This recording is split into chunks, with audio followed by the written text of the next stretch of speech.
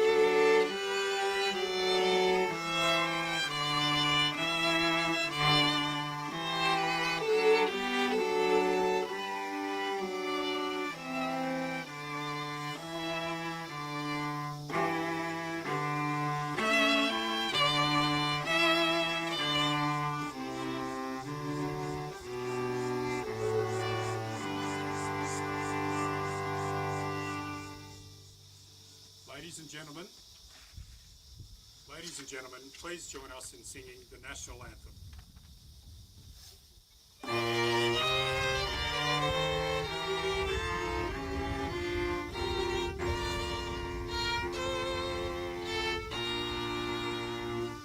Australians, oh, let us rejoice, for we are one and free, with golden soil and wealth for toil. Our home is girt by sea. Our land abounds in nature's gifts of beauty, rich and rare. In history's page let every stage advance Australia fair. In joyful strains then let us sing, advance Australia fair.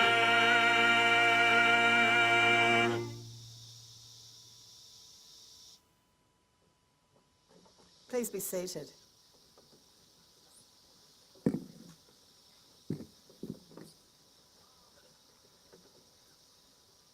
In the spirit of reconciliation, I would like to acknowledge the Anawin people who are the traditional custodians of this land.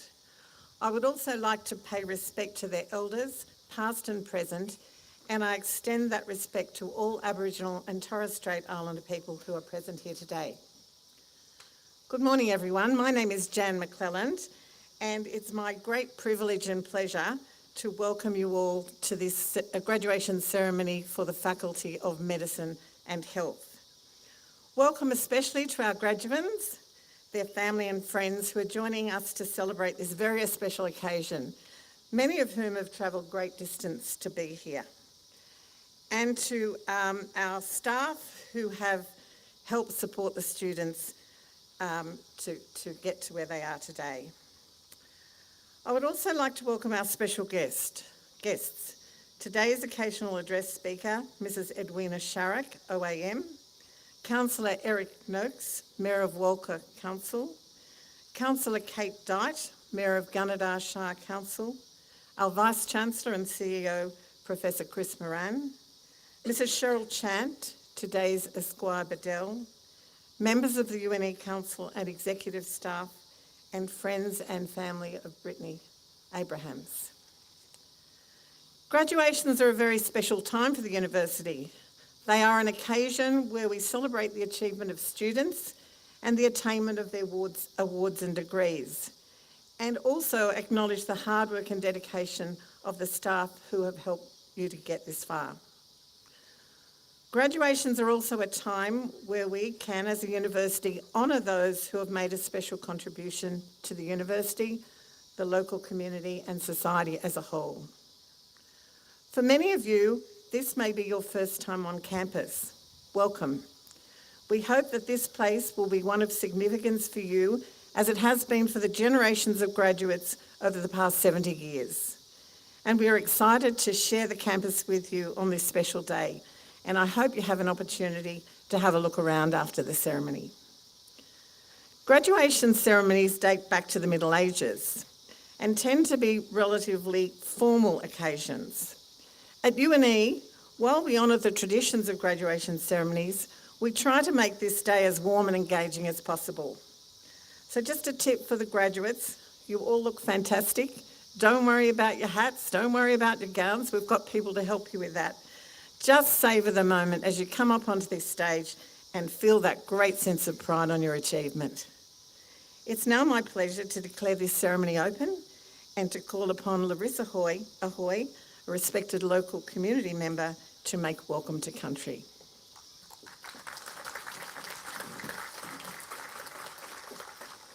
Thank you, Jan. Dangana.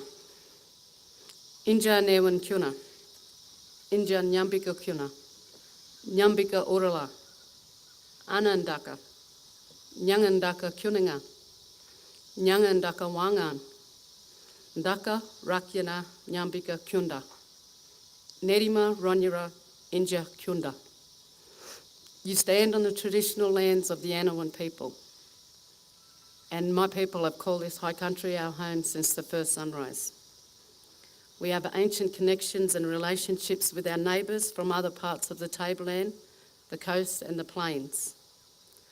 I'd like to acknowledge our elders, past, present and emerging, and I'd like to extend that same respect to all you here today.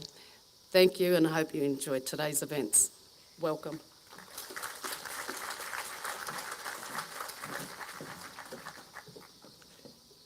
Thank you, Larissa, for your warm welcome to country, and it's always a pleasure to have you at our ceremonies. Today we gather not only to celebrate academic excellence, but also to honour the remarkable contributions of individuals who have significantly impacted our university and communities. It is our solemn privilege to recognise one such extraordinary individual whose legacy continues to inspire us all. Britney Abraham. Although Britney is no longer with us, her work and her enduring influence deserve to be celebrated and remembered. I had the privilege of meeting Britney at UNE's commencement ceremony earlier this year and was truly inspired by her story and her warm and engaging personality. To formally present the Honorary Doctorate of Science, I now invite our Vice-Chancellor, Professor Chris Moran, to share more about this extraordinary individual and her lasting contributions.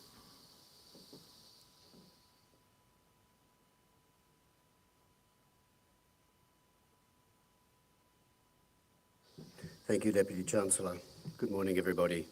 I too acknowledge this place, the unceded lands of the traditional owners, and pay respects to elders past, present and emerging. And Larissa, thank you for your warm welcome this morning. Britney Abraham was a rising star in the academic world. Although only in the early stages of her academic career, Britney clearly demonstrated scholarly excellence through her nursing and psychology studies, teaching and research at UNE, and receipt of various awards such as the Muriel Mary Snow Indigenous Psychology Prize and the inaugural Manor Institute First Nations PhD Scholarship. Academically, Britt ranked as one of the most active early researchers UNE has ever seen. She travelled broadly to engage in scholarly conferences, research and other academic activities, and very quickly developed a reputation in the academic community for her wisdom, intelligence, dedication and courage. While relatively young by academic standards, Britt also showed outstanding leadership and initiated many programs to improve cultural practices at UNE. Indeed, one of Britt's key strengths was her ability to identify gaps in academic practices and knowledges and focus her efforts in working towards a pragmatic solution. Britt was also a driving force for improving access and inclusion to university study for Aboriginal and Torres Strait Islander students. Her passion was both boundless and infectious. She was never afraid to fight a good fight, and UNE is an infinitely better place for having her with us, even if that time was cut tragically short. Britt was concurrently studying for a Doctor of Philosophy while employed as a founding lecturer in Indigenous Knowledges through UNE's First Nations Success Program, while also extending her work to a range of additional teaching and service outreach activities across UNE. Britney was a passionate advocate for making UNE a culturally safe space for Aboriginal and Torres Strait Islander students to live, learn, research and grow. And she worked collaboratively and collegially with staff in both the faculties of medicine and health and humanities, arts, social sciences and education. She worked to decolonise curricula and to move from a deficit to a strength-based model. Britt also acted as an inspiration and role model to First Nations students across the university, displaying wisdom far beyond her tender years. No question was too small, no problem too big, and she was always willing to take on any challenge thrown her way. It is impossible to truly capture Britt's contribution to UNE in words, but in just a few short years, she changed our world. In just a few short years, she changed our world in her gentle yet determined way. She was a fierce warrior for Aboriginal and Torres Strait Islander issues, and her legacy will continue for years, if not decades to come. An angel walked upon us. An angel walked among us. Her dreams are now our dreams. She will not be forgotten. Deputy Chancellor, graduands, guests, family and friends. To receive this Honorary Doctor of Science on Britney's behalf, we are privileged to welcome her siblings, Natalie, Jessica and Jason, and her partner Jacinda. Please join me in welcoming them now.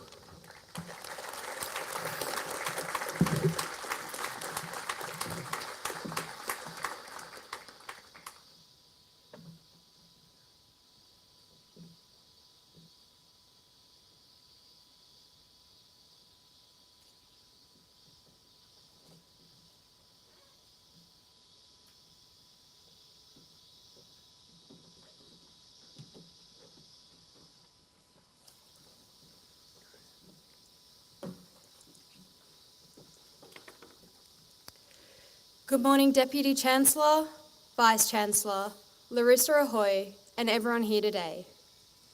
My name is Natalie, and I am the very proud younger sister of Dr. Britt Abraham.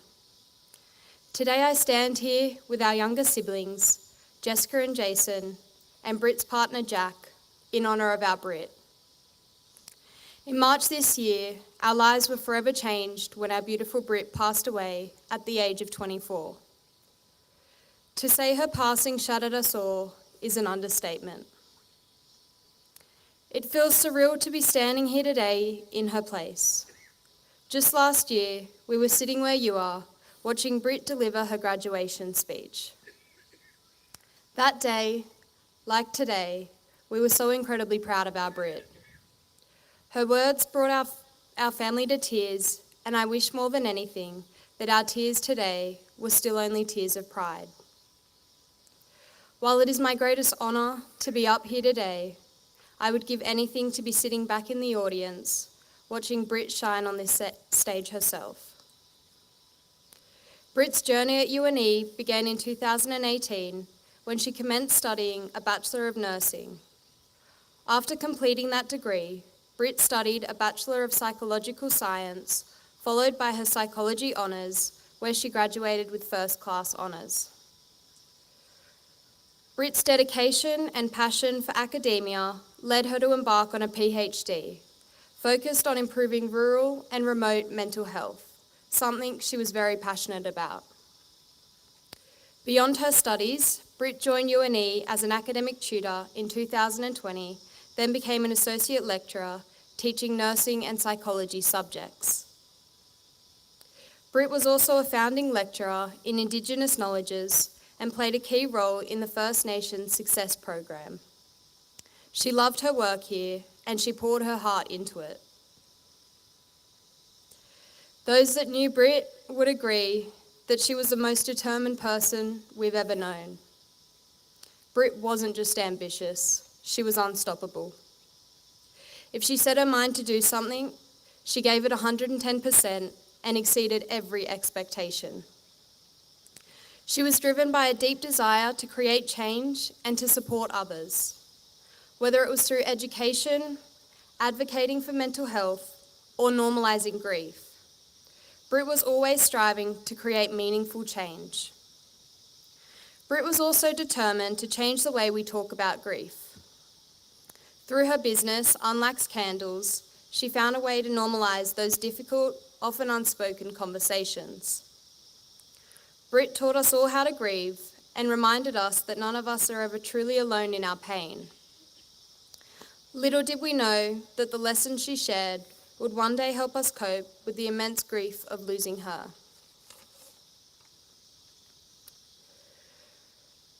Britt was a remarkable student, colleague, friend, and academic, but more importantly, she is the best sister, daughter, partner, and friend we could have ever asked for.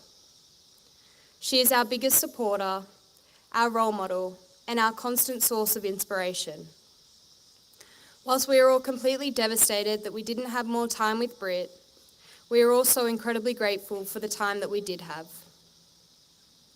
In her 24 years, Britt achieved more than most people do in a lifetime.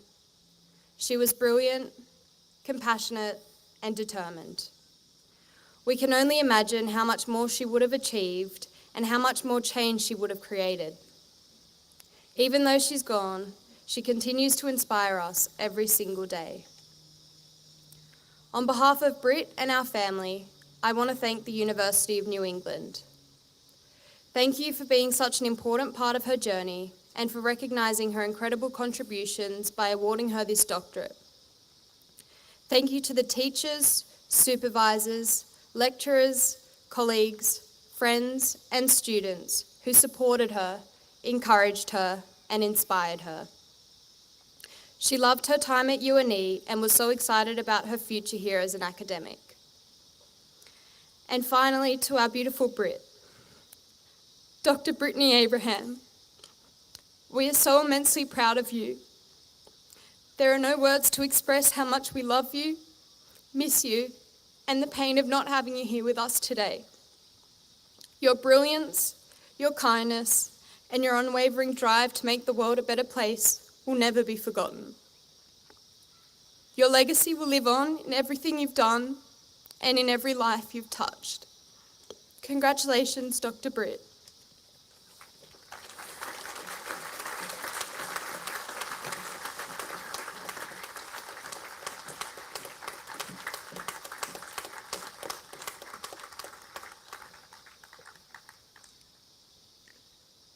Thank you, Natalie, Jessica, Jason and Jack. On behalf of the entire university community, we extend our deepest gratitude to you and your family for sharing this moment with us. Please know that Britney's achievements and impact will forever be cherished and honoured by all here at UNE. I now call upon the Vice-Chancellor, Professor Chris Moran, to introduce our occasional address speaker for today. Thank you, Deputy Chancellor. What a magnificent day. The best of New England today. For those of you sitting in the sun, hopefully you heard the warnings from the MC earlier to get a hat and get some sunscreen. We'll be out here for a little while, and I can't see it changing for a little while yet. Sometimes graduations can be rather solemn ceremonies, but I'd just like to remind you all that you're not in church today. We're here to celebrate the amazing achievements of our graduands. It's a funny word that you don't hear very often, graduand.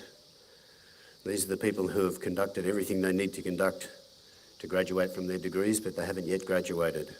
There'll be a point in our ceremony fairly soon where the Deputy Chancellor will ask you all to stand and then read the charge. At that point, you become graduates. At that point, you go crazy. That is the formal graduation. And then one by one, you'll be called forward to receive your testimonials. At those points, you go crazy. I can assure you, they can hear your voices. We can hear your voices. And our whole ceremony today will be a much more significant and less sun-searing event if you join the spirit of celebration for those you've come to support today.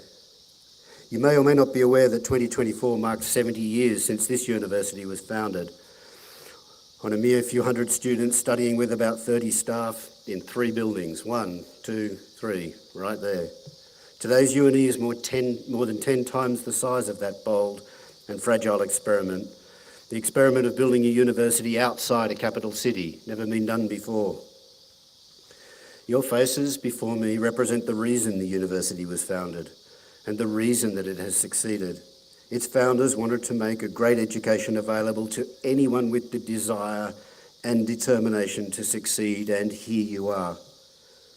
This year I had the rather incredible experience of meeting UNE's first graduate. His name is Peter Battle, and he still lives in Tamworth after 40 years of teaching there. I mentioned this recently at an event that I got to speak at where we had the annual teaching awards for the teachers and principals of our region. And a little voice appeared when I said that and said, I got taught by Peter Battle. And another voice said, I was in Peter Battle's class. A full 30% of the teachers in that room had been taught by Peter Battle. He looked at me with his steely eyes and he said, I couldn't have chosen a better university, because he had a choice whether he graduated from the monster University of Sydney off in the distance somewhere with some other priorities, or the University of New England, where the people of this place and the distance education were the priorities, and the future of the region were the priorities. Peter was the first person to ever receive a testimony carrying the imprint of the University of New England. That was 69 years ago, and when you step up to receive your testimony today, you will in that moment be UNE's newest graduate. Between you and Peter Battle lies 69 years of UNE graduations involving tens of thousands of graduates, and behind all those graduates are millions of human hours invested here at UNE to support people like you to earn their degrees and go back into the world equipped, I hope, with greater understanding of your discipline and of yourselves. You're joining a huge cohort of people who share an open secret that this modest university, built by the community in the highlands of northern New South Wales, changes lives. People are changed as individuals by their studies, and some go on to change the world. Not everyone wants to change the world, fortunately, because the place would get very messy if they did. But I hope that you have learned here, I hope what you have learned here carries you forward through a rewarding life, ideally a life in which you return to us once or multiple times, so that we can help you advance into new phases of knowledge and understanding and continue to deliver what you need to have the successful lives that you desire. Just as you've chosen to challenge and stretch yourselves through your study, your university is challenging itself to create a new learning experience so that our students can choose how life and learning intertwine. Life should be about learning and learning about life. We can help with that. Why am I telling you this when you're about to finish? Well, you're not finished with learning. When I was robing for my first graduation here in the beautiful Bullaminba just behind us, a house built in 1890, on the window of the library in that building engraved the following words, and you can go and have a look after the graduation. It says on that window, "Cease not to learn until thou cease to live." This place was destined to become a university. You're on a roll, just keep on learning and do it where you can be certain of an excellent experience, right here. Since UNE's first Vice-Chancellor, Sir Robert Madgwick, gave an occasional address at UNE's 1959 graduation, this podium has been followed by hundreds of fascinating speakers, both UNE alumni and others, who take the opportunity to impart their wisdom and experience on the graduating cohort. Edwina Sharrock OAM is a registered midwife, emergency nurse, and visionary entrepreneur.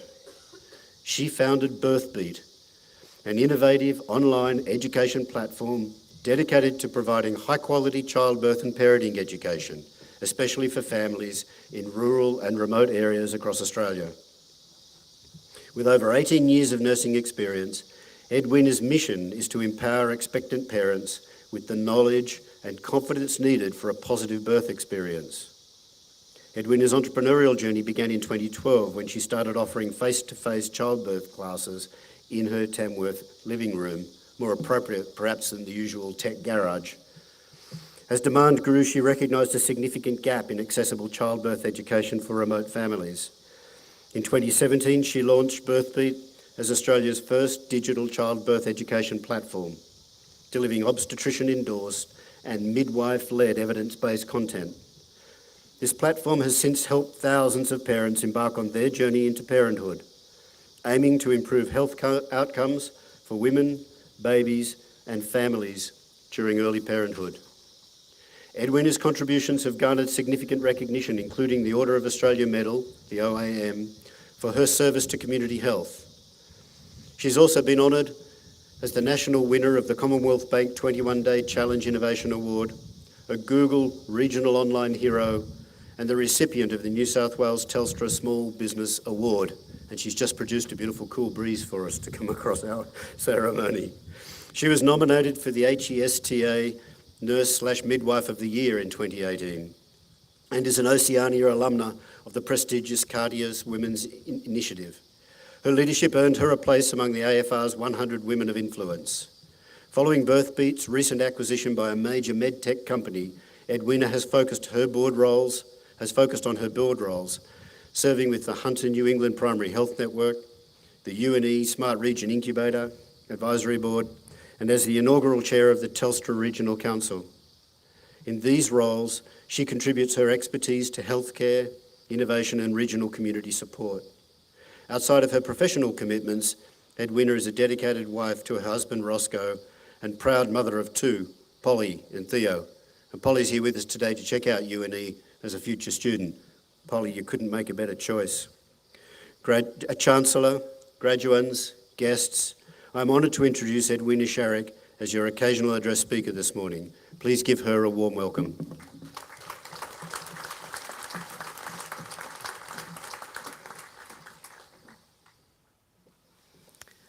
Thank you and good morning, everyone. What a day.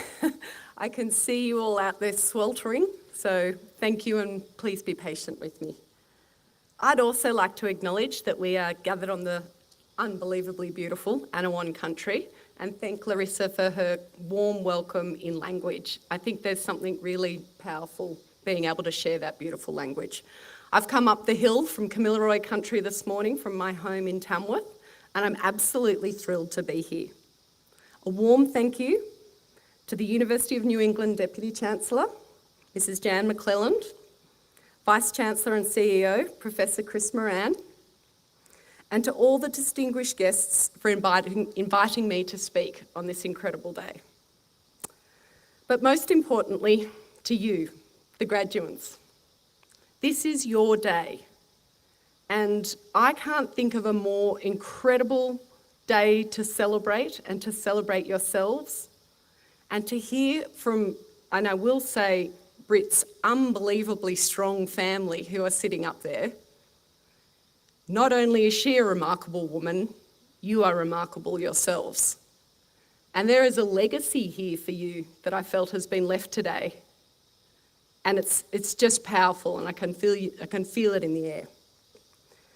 To the families, friends, and supporters, gosh, I've seen a beautiful bunch of flowers walking in. Congratulations, you've also made it. I'm quite serious in saying you all need to take a moment and soak it in, because this is a massive achievement, and the support that you've provided, I do not underestimate that this is a group effort for this accomplishment. I'd also like to point out my very special guest today, my 12-year-old daughter Polly, and she's sitting out there in the crowd in the direct sun with no hat on, I will note, Polly. And I thought this would be a great opportunity for her to see what hard work and dedication looks like, as well as get a little inspiration from you all. She's also a huge Harry Potter fan, so I feel like I'm doing my best Professor McGonagall here, and that will get me some credit. Speaking of Polly, I asked her what she likes when people speak at her school. And I will quote word for word. Not too long, don't be boring, and a little bit funny. So here's my best shot. When I was first asked to give this address, I was flattered, of course, but also a little nervous. And I will say I even wondered on Sunday as I sat down to prepare what on earth I was doing. But as I reflected on my own journey, I realised there were stories that I could share that I hope will inspire you into this career that you've chosen in health. Now, I have to admit something. I also spent some time reflecting and thinking about my own graduation, which was not controversially at this university. And I think back to my graduation speech, and I remember nothing. Zero, zip. I remember celebrating with my friends after. I remember getting dressed. But I'm sure there was a graduation speech. So if nothing else, I hope you remember this in the future. I'd like to stick to a simple plan and share a little my personal life. That's what I've been asked to do, my professional career. And then I love a good hack. I love a good, how can we do this more efficiently, better, faster? And I'm going to share 3 of my life hacks that I still live by. And I hope that you can take those away today and they will serve you well. So a bit about my background, and I think Professor Moran mentioned that my entrepreneurial spirit began in 2012, and my family have actually since shared with me, it was when I was probably about 5 or 6, and I would cut flowers out of neighbours' gardens, and then I'd pretty them up and go back and sell them back to the neighbours. So I think that's probably when the entrepreneurial spirit actually started. Born and raised as the youngest of 4 girls in Tamworth, and now living back in Tamworth and absolutely loving it, but I was desperate to leave. I wanted to leave regional areas. I wanted to go to the big cities and see the big lights. And I graduated at a large university and went straight into my new grad program, which I absolutely loved. But what often happens with entrepreneurs, it's a really nice way of saying we're people that don't like hearing no. We're problem solvers. And I'm currently raising one, a 10-year-old, and they're very challenging children to raise. But it served me well when I started my new grad program. So I did my new grad program at Royal Prince Alfred Hospital, and you were not allowed to do that in the NICU, the Neonate Intensive Care Unit. And if you haven't already picked up, I love babies. And I was absolutely blown away by this unit, and I thought that's where I want to work. But new grads weren't allowed to work there. So I set my sights on my third rotation being in the NICU. It hadn't been done at Royal Prince Alfred yet because it's an intensive care area. So I met with the NUMs and, lo and behold, the beauty of being from regional New South Wales, I started speaking to the NUM and I said, put my case forward, did my pitch. And he said, now where are you from? I said, I'm from a place called Tamworth. I'm not sure if you're going to know it. Oh yeah, I went to Farah. So he was a local boy. And we worked out our connections and I was able to do my rotation in the neonate intensive care unit. And it was some of my most loved nursing times. After that, I travelled around Australia, having a bit of time, seeing that incredible part of the world between Broome and Darwin, working on ships. And again, as a nurse, you're never off duty. When I first boarded the ships, they said, you'll be called up to the top deck if you've done something really good or really bad. And about 8 weeks into my time on this pearling boat, I was called to the top deck at 2 a.m. in the morning. And I thought, I've either done something really good or really bad, and I wasn't sure what that was going to be. Anyway, it was a call because one of the members of the boat, the staff, were in renal failure. He'd forgotten to bring his medication. So once you're a nurse, you're always a nurse. I was working as a deckhand, but you will always be called on. And I absolutely loved that. And then I made the decision to move home to Tamworth. And that decision was because my father was unwell and I wanted to come home and support my mum. He's absolutely fine. I think it's important that I say that. Still playing golf 3 times a week, so he's absolutely fine. But I started my midwifery in Tamworth and I absolutely loved it. I was like, this is, and I will encourage you to think about this, it's a job where you stand in the room and new life is being brought into the world. And when you think of it like that, it really is quite exceptional. I get bored easily. I'm somebody who likes to continue to learn and be challenged. So then I decided to set my sights on the Westpac retrieval helicopter because I thought that looked pretty cool, jumping on a helicopter and flying around this beautiful area. So to do that, you had to do emergency nursing and then works in the ICU. So I ticked those boxes and I loved it. I then became pregnant with Polly, so flying up until 28 weeks pregnant until there wasn't a flight suit that fitted my belly. So I had to stop that. I moved into aged care and then management at Hunter New England Health District. Again, an incredible time. But I'm someone that's always thinking about, are the needs being met of our community? And when you're 24 or 25, you don't really realise that's what you're doing. You almost just think you get annoyed easily. But what I felt frustrated about was when I was 36 weeks pregnant with Polly, our local private maternity unit closed its doors. No community consultation, just it wasn't a profitable area and so they closed their doors. That was the private hospital. And at the time, that annoyed me. And if something annoys me, I like to do something about it. And that was the beginning of Birthbeat. And if you haven't yet got the vibe, I'm an extreme extrovert. So I started inviting women in our community to our house and leading birth classes. I married an extreme introvert. So that was horrifying to him, and it didn't last long having strangers in our living room. And it doesn't sound particularly innovative now in 2024 with the exceptional pace that technology and innovation is moving at the moment. But to take something online then was considered innovative. But what we did is we formed a community behind that software. I'm incredibly proud to say that that was well established before COVID, when Australia had to close its doors on all maternity units and all childbirth education. So it was a case of right place, right time, but we were well set up for that. That is where Birthbeat really grew and scaled.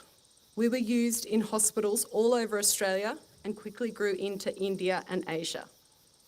It's been an exceptional journey, and I will say it's a journey that comes from just saying yes to opportunities, being open to being curious and learning, and always talking to your patients, to your customers, being a deeply curious person who knows how to listen.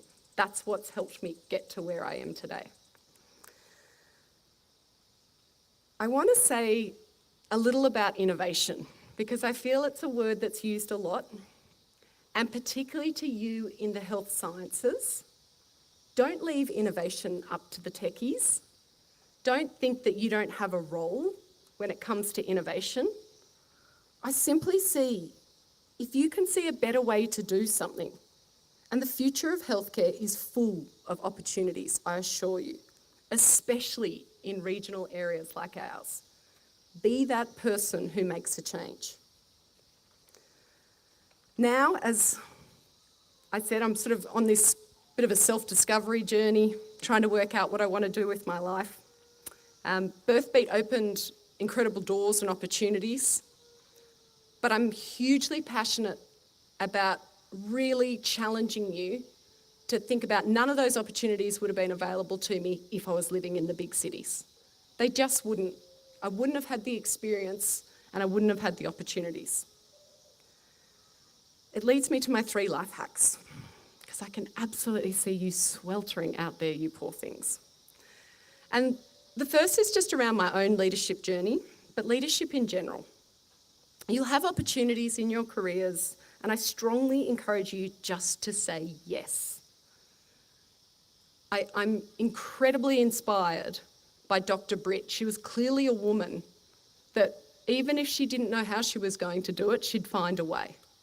She sounds like a woman that would just say yes. So please remember that legacy, and even if you're feeling a little bit uncomfortable, lean into that.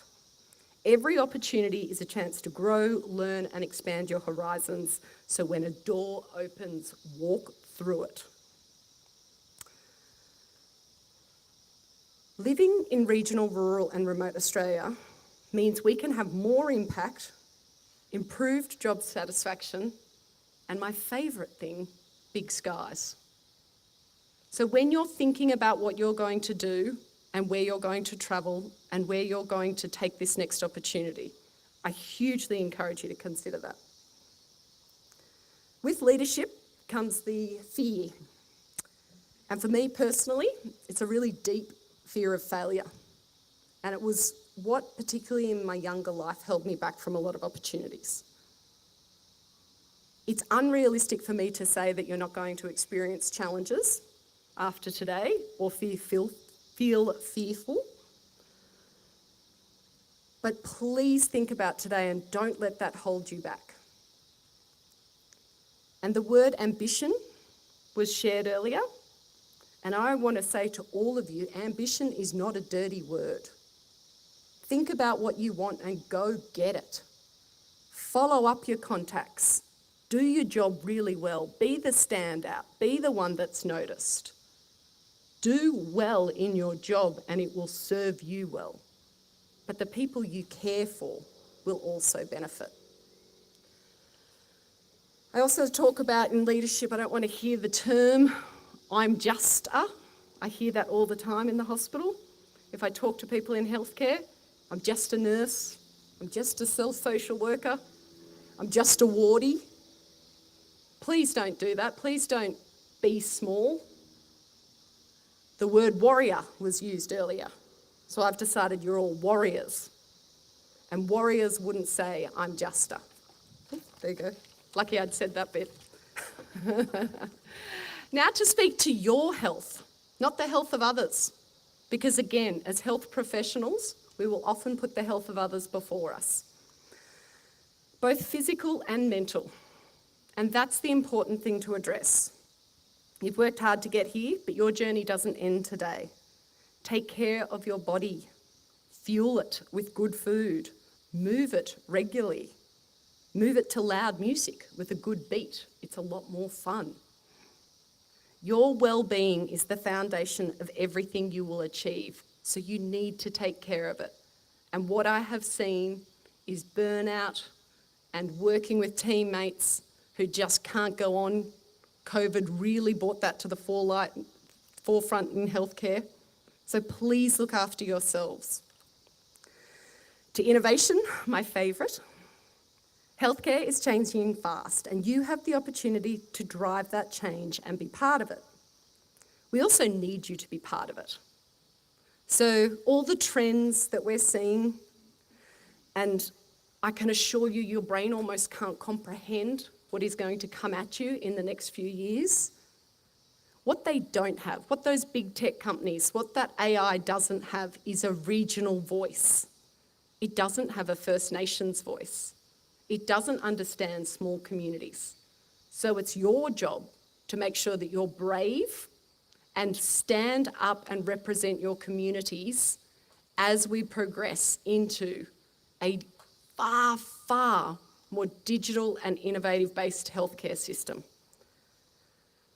I get really passionate about this space because I say the wave of innovation that is coming, and I want you just to try and comprehend this.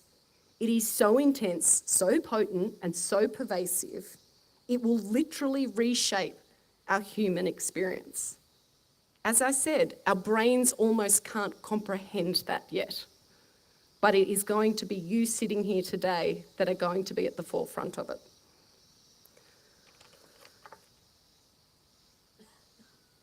And again, we spoke about this. How you do that is stay curious, stay learning. We can't be stuck in our ways because we will just get swept away. To close, I want to talk about kindness. So that is my final piece. Healthcare is tough. I've been on the receiving end of bullying, violence. It's at times hugely challenging, but it is a privilege. I've had the honour of holding the hands of women as they bring new life into the world, and I've been there holding the hands of patients as they take their last breath.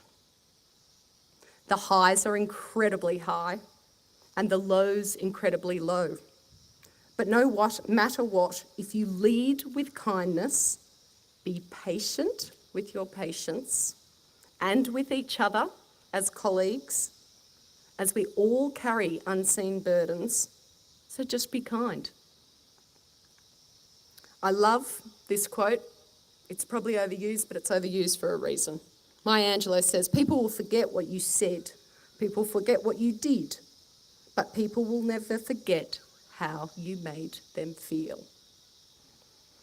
So graduates, as you leave here today, remember your impact is not just in the things you say or do, but how you make others feel. This is your time and healthcare needs you. And I have no doubt that each and every one of you is going to make this world a better place. Make your choices to live and continue to study, but please remember the opportunities that living out of the big cities can offer you. Congratulations again. I say the future is waiting for you, and I assure you it is going to be bright. Thank you very much.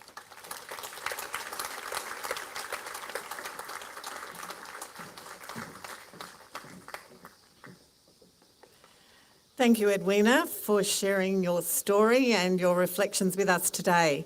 And there are a number of words that resonated with me that really align with what we're trying to do at University of New England. Those words are giving it a go, innovation, lifelong learning, well-being and kindness. I think we aspire to replicate that in all of what we do at UNE. So thank you so much, and also congratulations on the success of your career as well. I would now like to, there is another special person here today that we would like to acknowledge and honour. That person is Professor Kim Usher AM, the Acting Dean of the Faculty of Medicine and Health. And I'd now like to call upon the Vice-Chancellor to present the Madgwick Distinguished Professor Research Award to Professor Usher.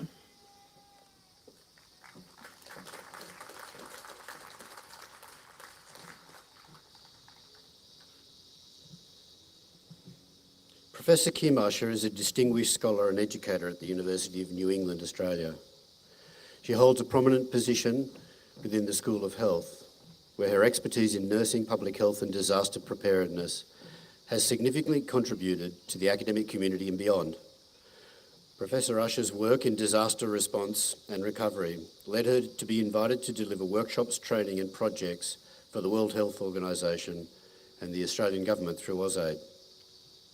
Professor Usher's research spans various critical areas within the realm of health and disaster management.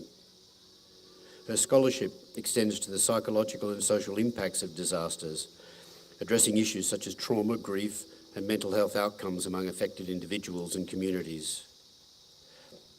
She not only advances theoretical understandings but also informs practical interventions and policies. As an educator, Professor Usher is committed to fostering the next generation of health professionals and researchers. She's played a pivotal role in curriculum development, incorporating innovative teaching methods and contemporary research findings into undergraduate and postgraduate programs. Professor Usher's influence extends beyond academia, as evidenced by her active involvement in professional organisations and community initiatives. She's frequently sought after as a speaker and consultant, sharing her expertise with diverse stakeholders ranging from healthcare providers to policymakers. Professor Usher's substantive position at the university is as a research-focused Professor of Nursing. She's also the Associate Dean for Research, and on top of that, currently the Interim Executive Dean of the Faculty of Medicine and Health, for which I'm very grateful.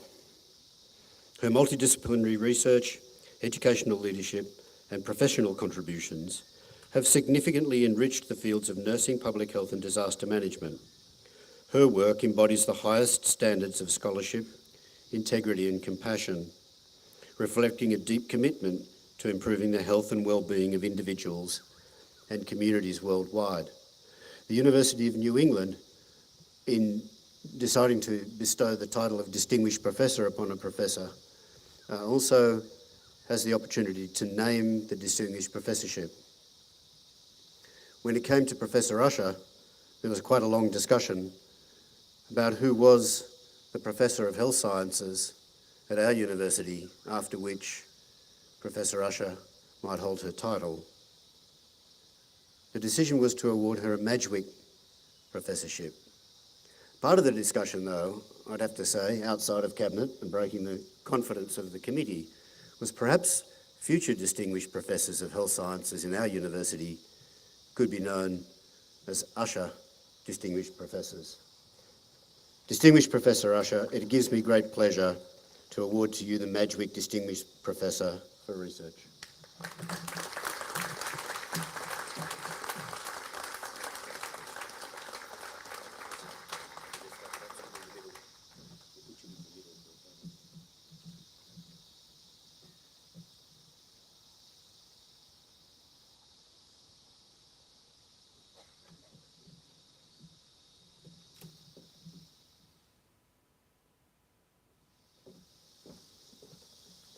Congratulations, Professor Usher.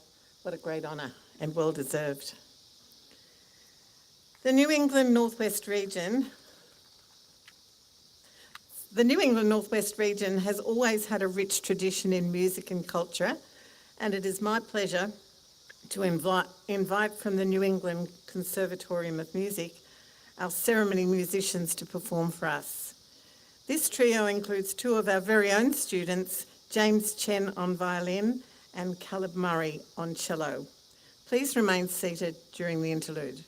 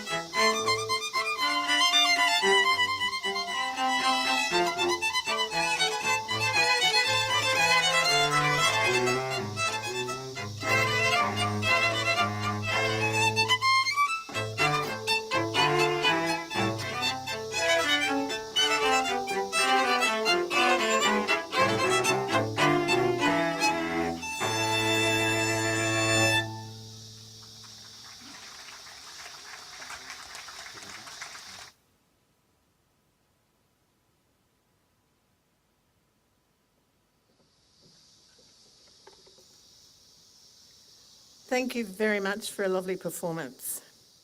I now invite the Chair of Academic Board, Professor Adrian Walsh, to present the candidates for their degrees.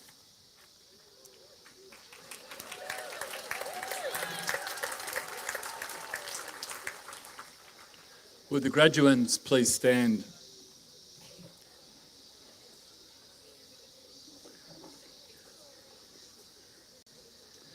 Deputy Chancellor, I submit to you a list of candidates as set out in the program who have completed all requirements and are entitled to be admitted to their respective academic degrees and awards.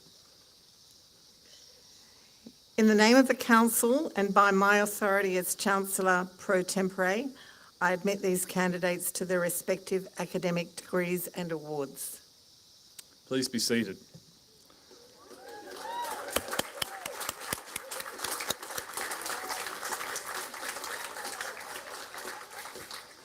Would the graduates who are also receiving a New England award please stand? Deputy Chancellor, the New England Award is granted to selected graduates who have demonstrated outstanding service to the university and wider community and commitment to others. It's a non-academic award given by the university in recognition of the skills, attributes, leadership and personal qualities that are developed through extracurricular activity, committee membership, voluntary work and good citizenship. Through your actions to achieve the New England Award, you have shown yourself to be a high-achieving, proactive and outward-looking member of the university community. UNE is proud of the relationships we have developed with many organisations across Australia as a result of your efforts. On behalf of the Council and UNE community, I extend to you our thanks and congratulations.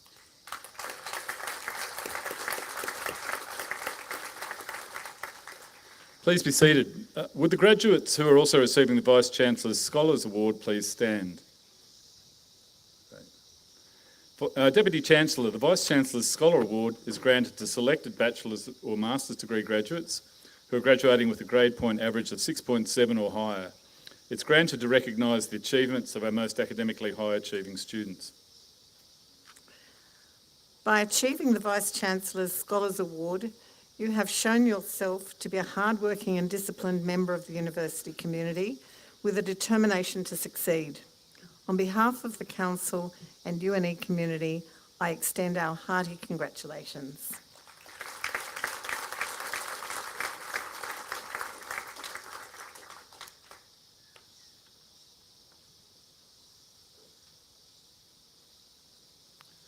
Please be seated. Deputy Chancellor, I now have the honour to present to you all those graduates newly admitted to the degree of Doctor of Philosophy who are able to be present at this ceremony. Doctor of Philosophy, Peter John Stanley, and the relationship between self-determination and positive personality characteristics.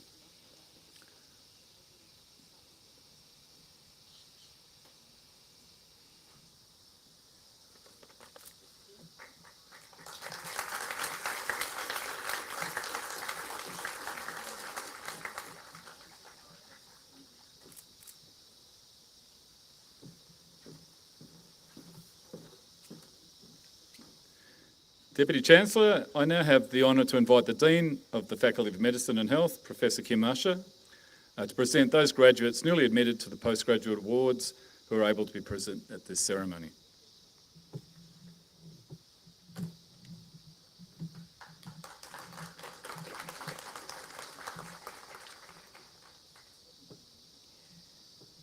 Deputy Chancellor, I now have the honour to present to you those graduates newly admitted to the degree of Master and Graduate Diploma from the Faculty of Medicine and Health. Master of Business Administration, Carly Michelle Mercer.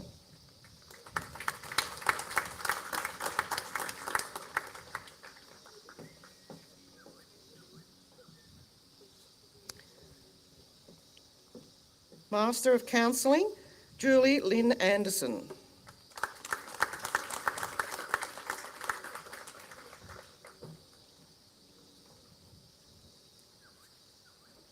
Wendy Irene Everly.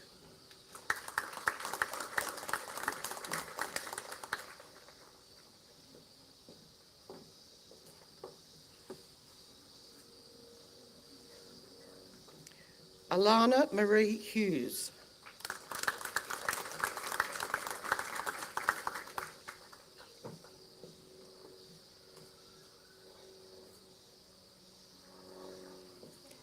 Ebony Kay.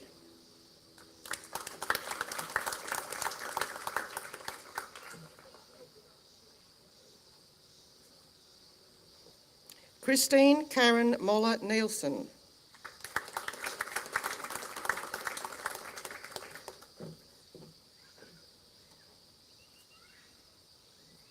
Master of Health Management, Sinead Redman.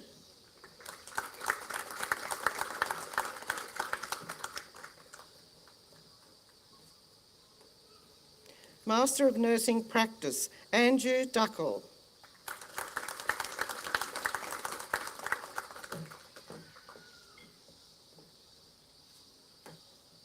Runan Lai.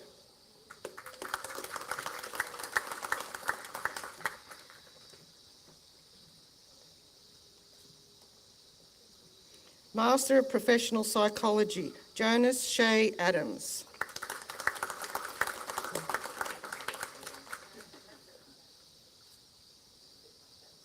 Jacqueline Mari Augustin.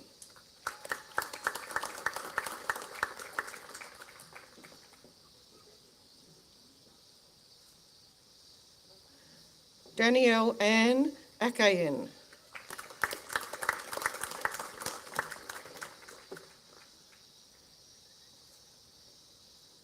Philippa Elizabeth Donaldson.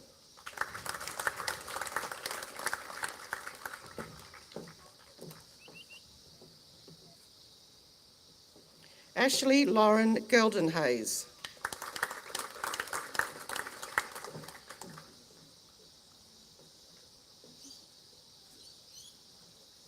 Courtney Narelle Humeyer.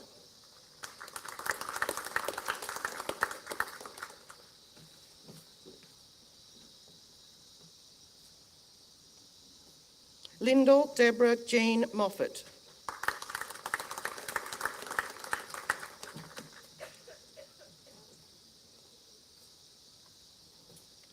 Talia Victoria Nikolovsky.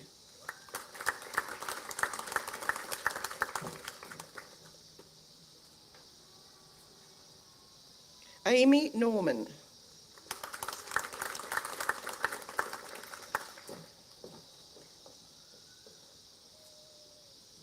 Amanda Susan Oates.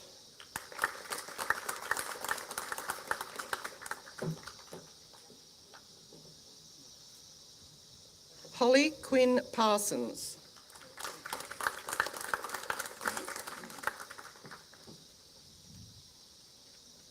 Luke Leonard Chong.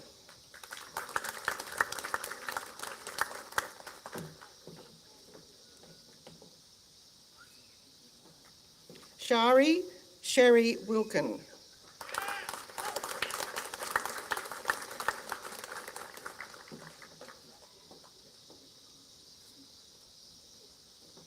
Master of Psychology, Clinical, Natalie Elise Chaplin.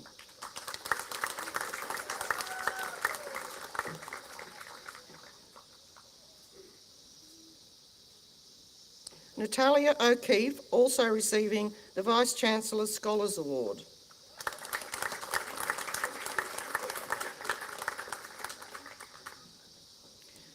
Master of Social Work, Professional Qualifying, Rebecca Flavelle.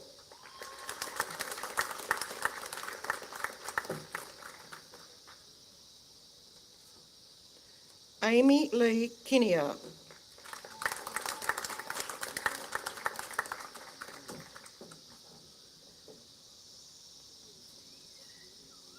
Amy Louise Ritson.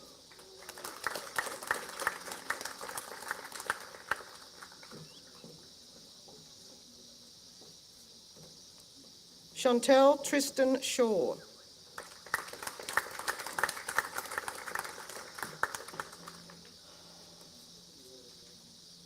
Alicia Jane Todd.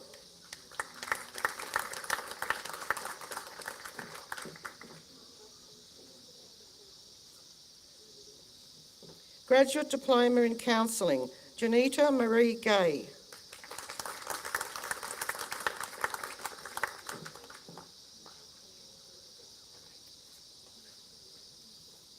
Graduate Diploma in Psychology, Sharon Ann Barridge.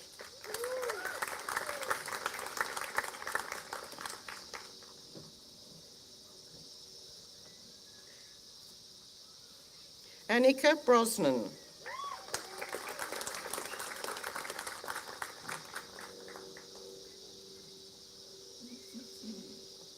Brett Christopher Carlisle.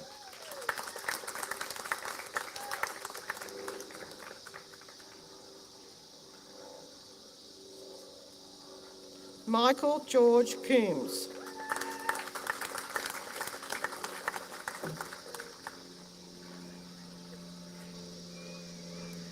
Taylor James Dowling.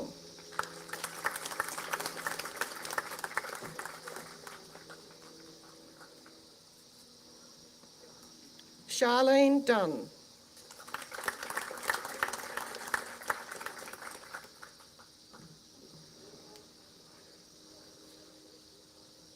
Madishka Hall.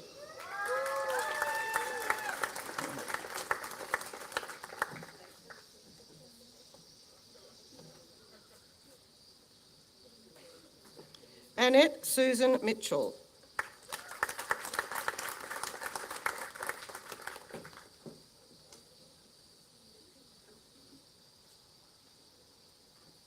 Johanna Rix.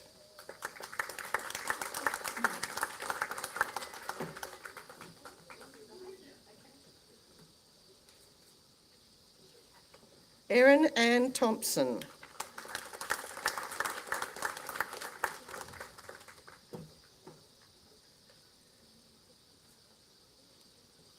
Samantha Jane Weir.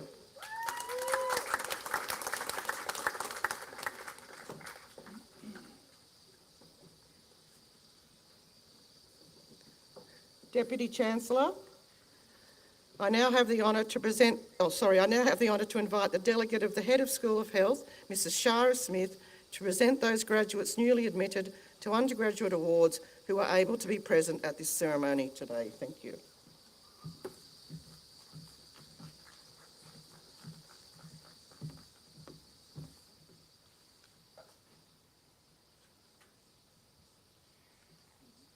Deputy Chancellor, I now have the honour to present to you those graduates newly admitted to the degree of Bachelor with Honours and Bachelor, and those graduates awarded the diploma from the School of Health. Bachelor of Pharmacy with Honours, Alison Brown, Second Class Honours, Division 1.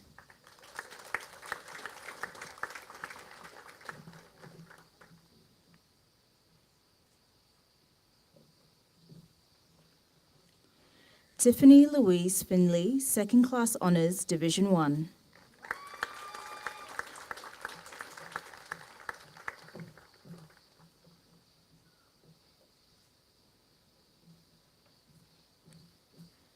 Sarah Jane Emmanuel Hinton, Second Class Honours, Division 1.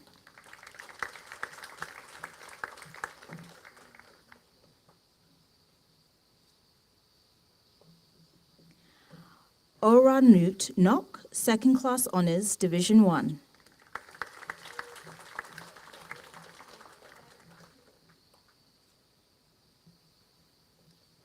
Bonnie Louise Pearson, Second Class Honours, Division 1.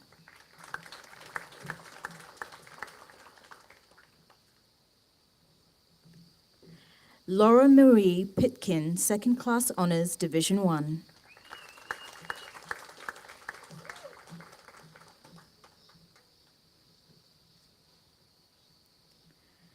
Ashley George Reynolds, Second Class Honours, Division 1.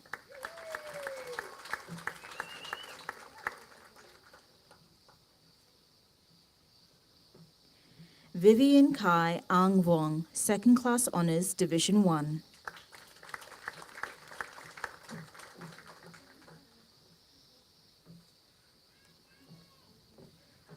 Daniel Wahab, Second Class Honours, Division 1.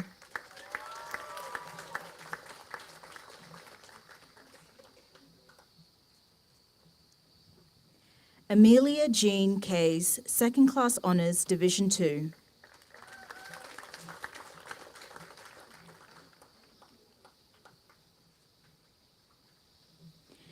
Joanna Grace Knight, Second Class Honours, Division 2.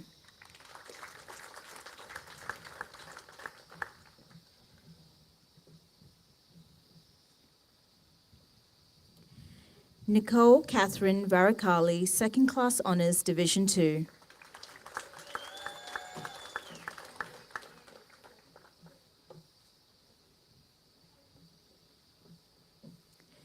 Bachelor of Social Work with Honours. Paige Schumann, also awarded the University Medal, First Class Honours.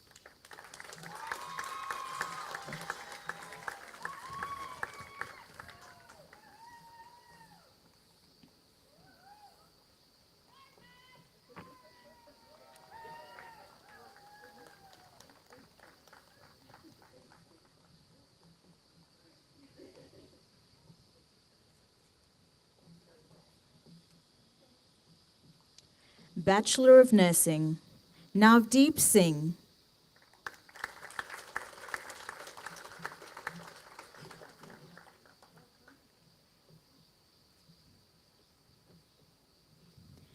Bishnu Prasad Adhikari.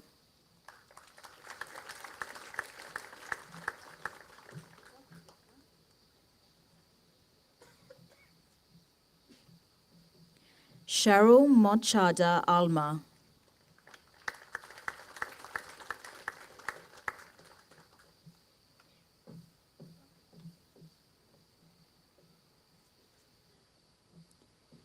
Crystal Ann Alexander.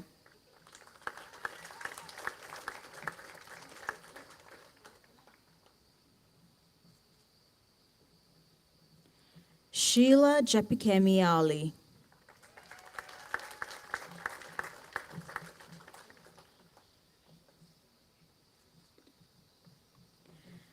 Monique Louise Allam.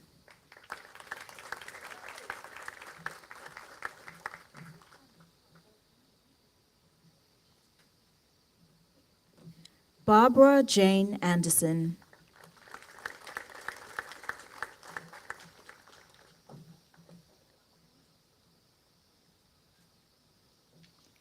Paige Renee Andrews.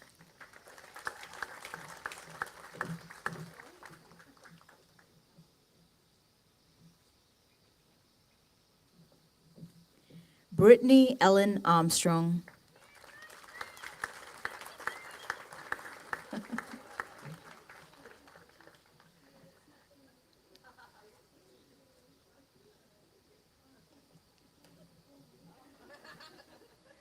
Danielle Austin.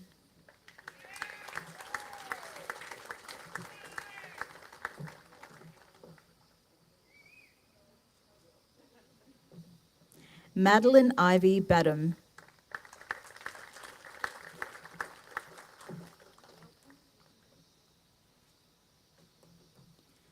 Benjamin Nanding Balabagan.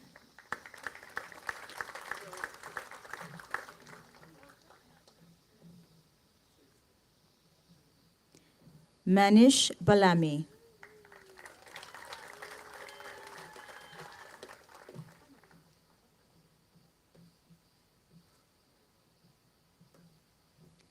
Christopher Clayton John Bartman.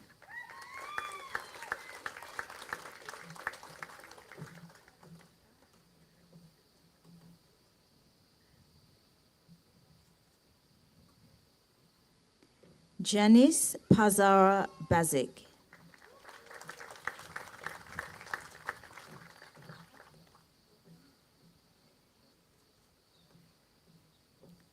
Melissa Ann Beecroft.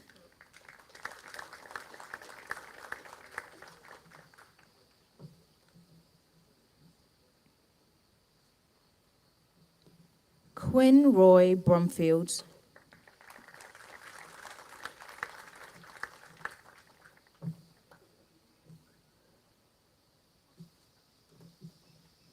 Emmanuel Ephraim Sanchez Bunel.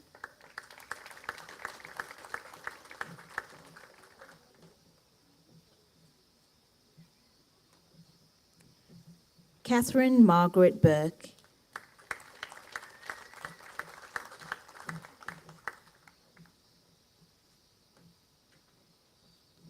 Tiffany Zamora Carayas.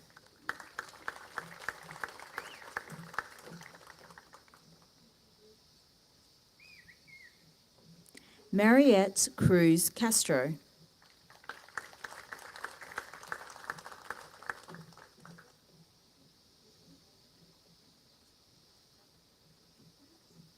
Jack William Neil Chalker.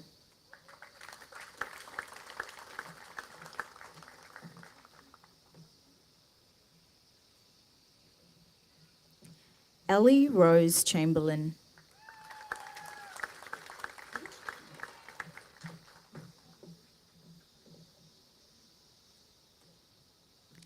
Jaspreet Kaur Chima.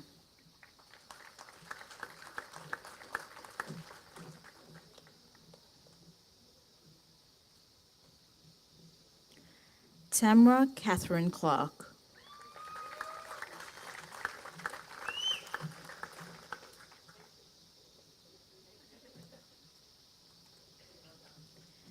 Abigail Marie Constable.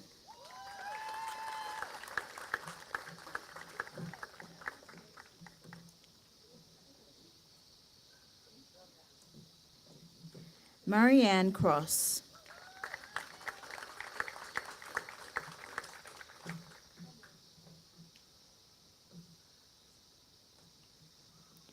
Kimberly Davies.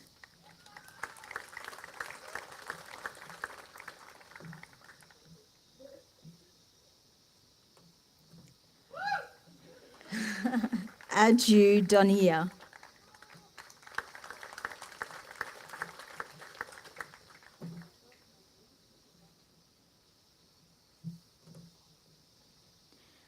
Emma Louise Duncan, also receiving the Vice-Chancellor's Scholars Award.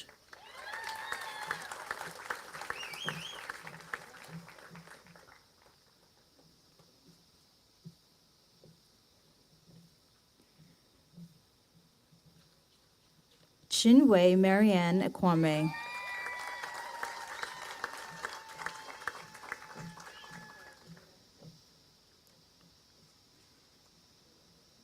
Caitlin Rihanna Erickson.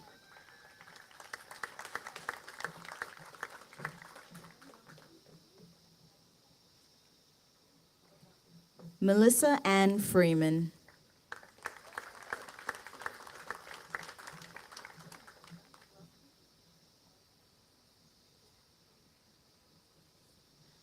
Lucy Ann Laura Frost.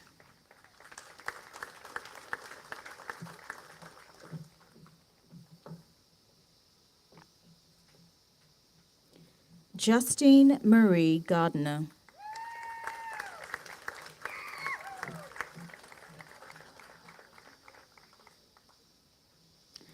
Ranju Gautam.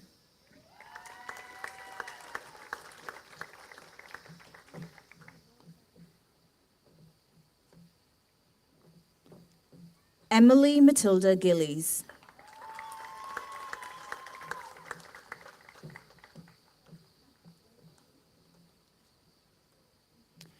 Dominique Genevieve Gittos.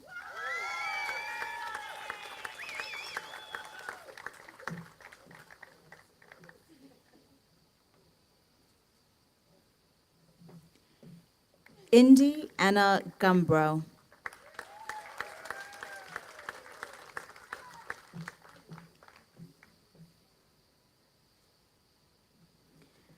Lakshmi Gurung.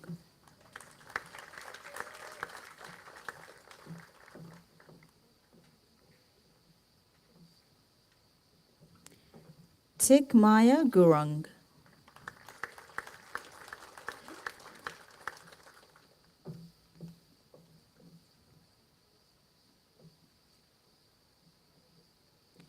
Amelia Claire Crawford Harris.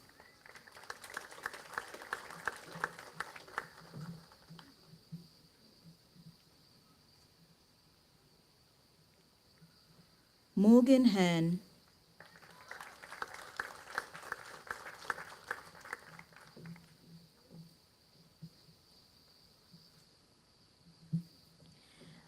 Luel Ablog Hernandez.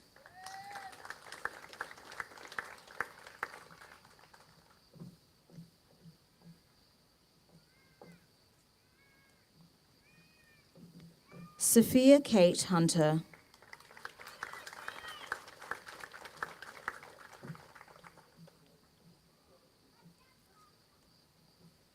Shannon Lee Herter.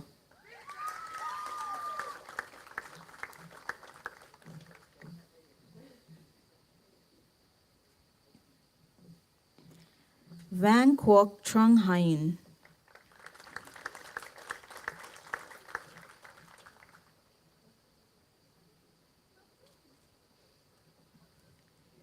Jade Louise James.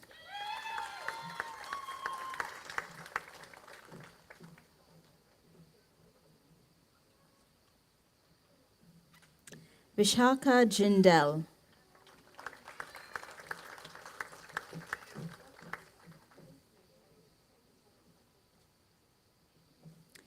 Kritika Chand.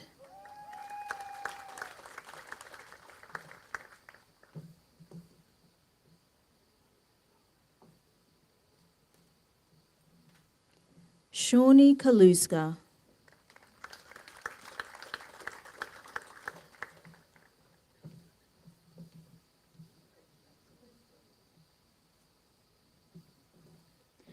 Pramila Kartik.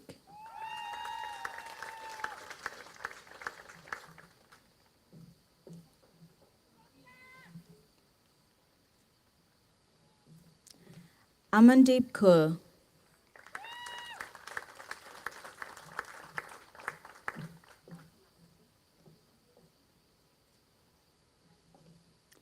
Amrit Kaur.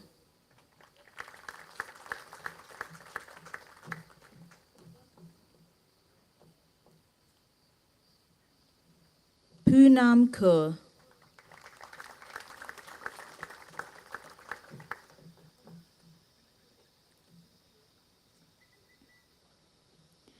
Ratan Deep Kaur.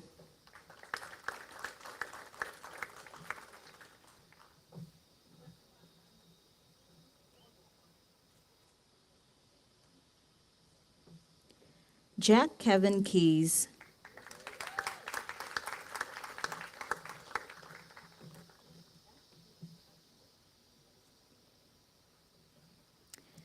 Alicia Singh Kadka.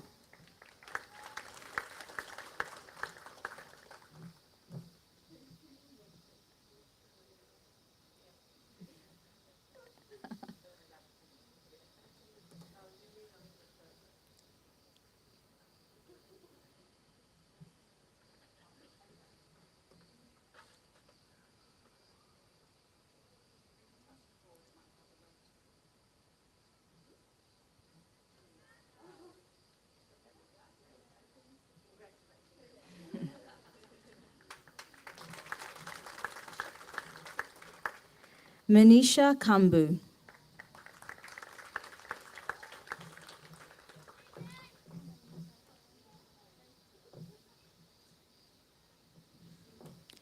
Ramandeep Kaur Lali.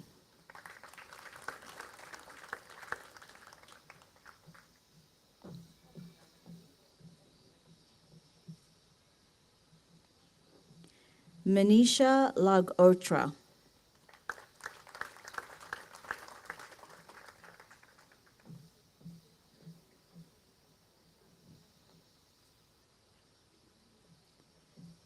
Rebecca Layton.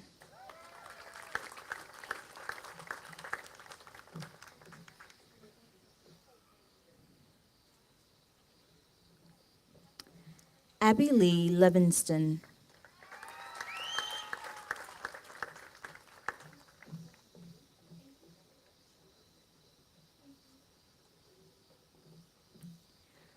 Rashma Lubitel.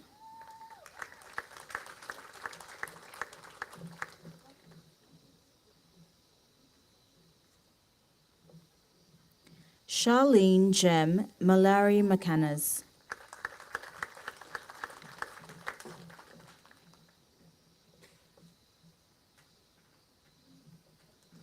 Georgia Elizabeth McMahon.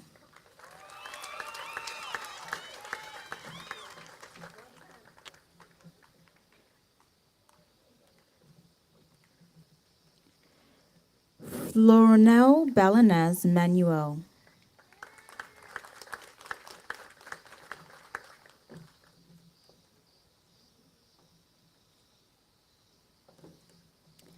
Hayley Jane Martin.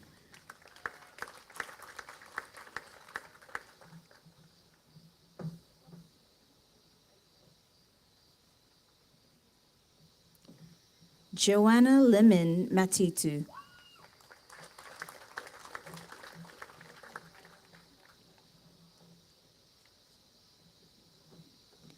Lara McCulkin.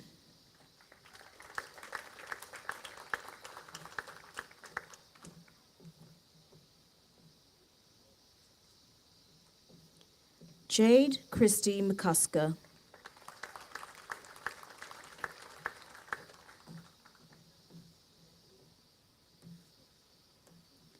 Kayla Christie Meek.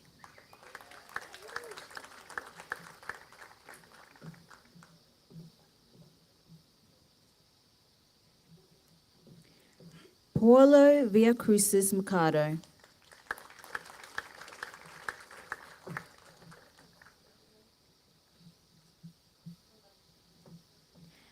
Megaben Suram Kumar Moidi.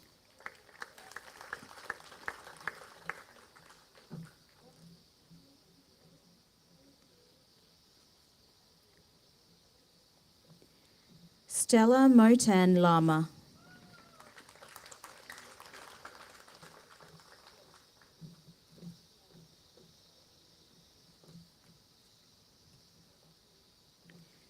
Elizabeth Ann Morris.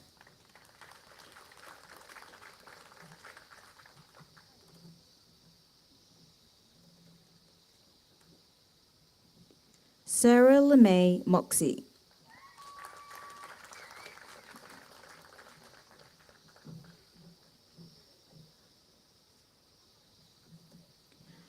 Georgia Caroline Emma Muller.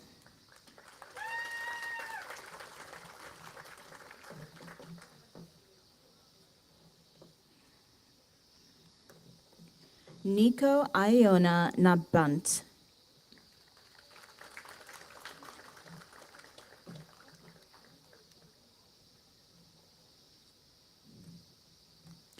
Maria Salvaconi Aguilera Ovala.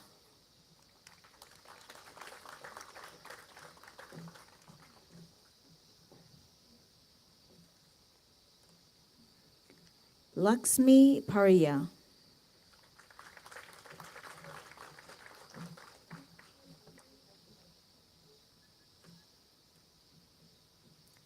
Neha Patel.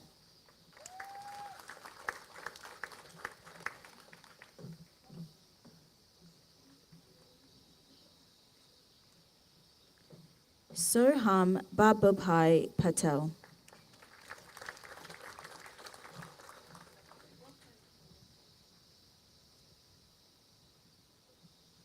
Katrina Ella Vieira Pejo.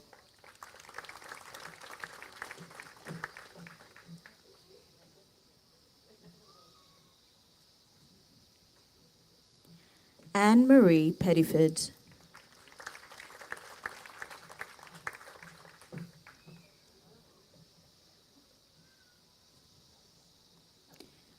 Jessica Ann Pike.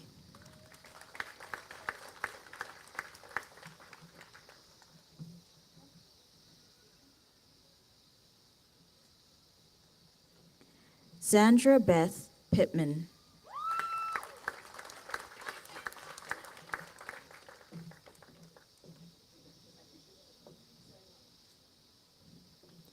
Jasmine Pocaro.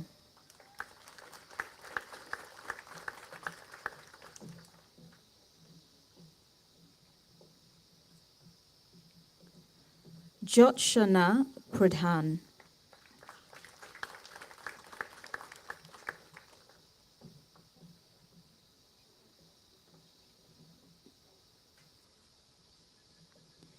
Megan Georgia Quinn.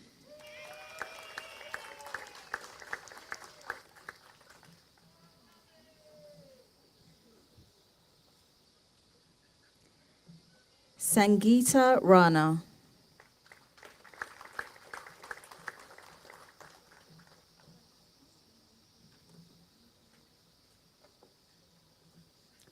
Tanya May Reinecker.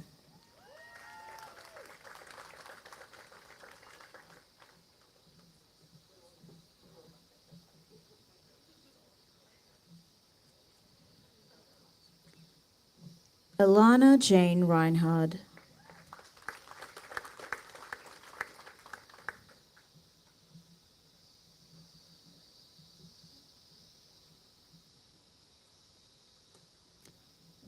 Fiona Roberts.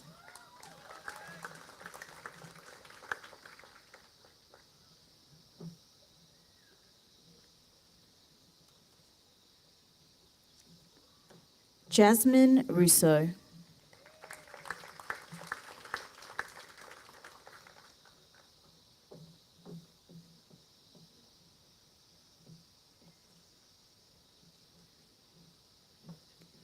Kylie Said.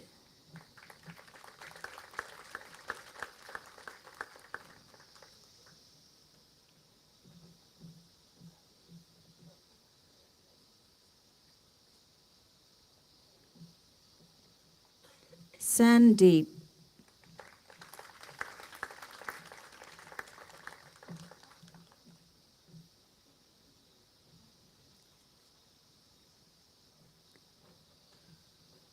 Crisel Castello Santos.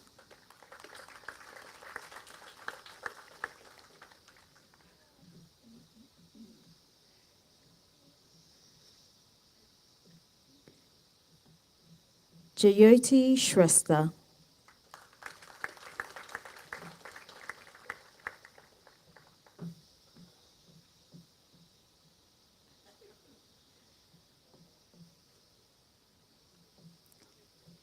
Krishma Shrestha.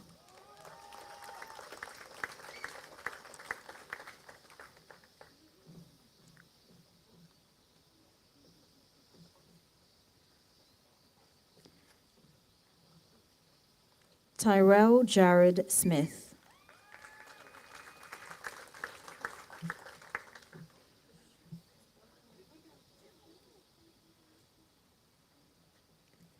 Morton Spring.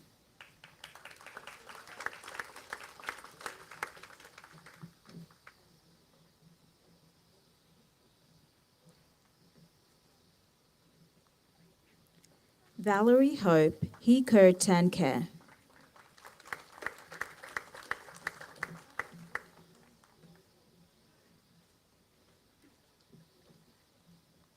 Abby Brooke Thompson.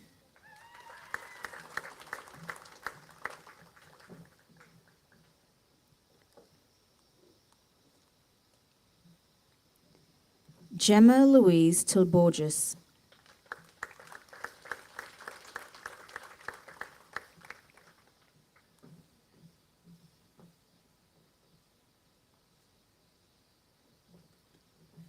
Claire Tidsley.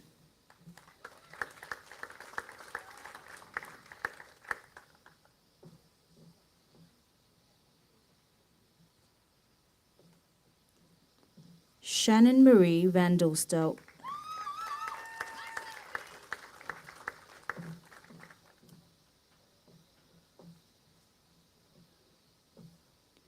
Jenna Nicole Vickery.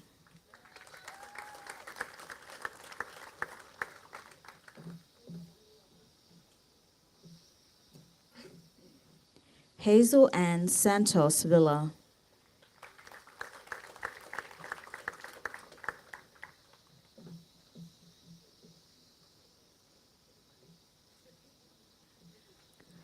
Rachel Louise Waddell.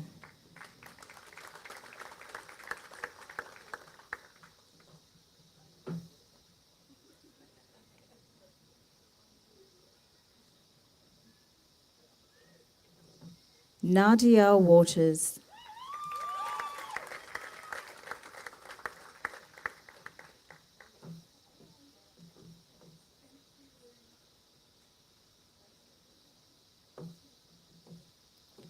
Tyler Wotton Hogden.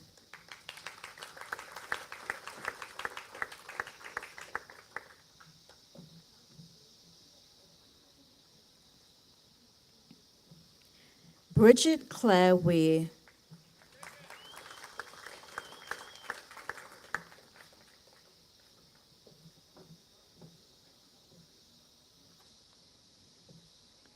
Malcolm David Weiss.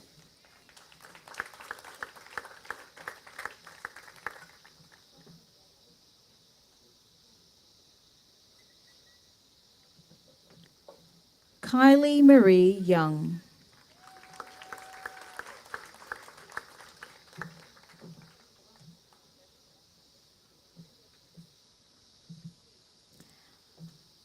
Bachelor of Pharmacy, Shana Lee Kinleyside.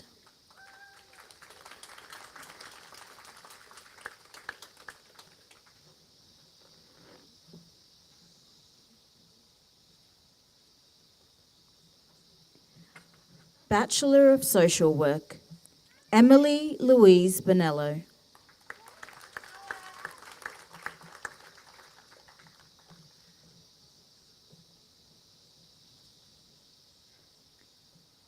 Katie Rose Doherty, also receiving the Vice-Chancellor's Scholars Award.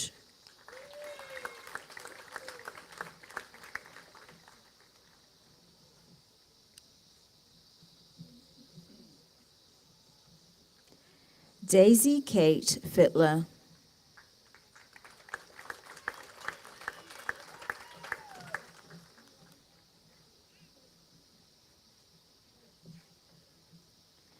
Anika Louise Godden.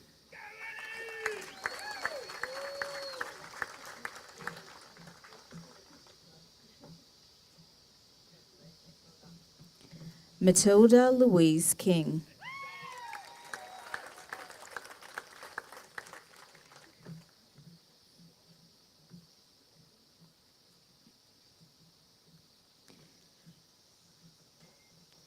Kitapat Pinyo Mit.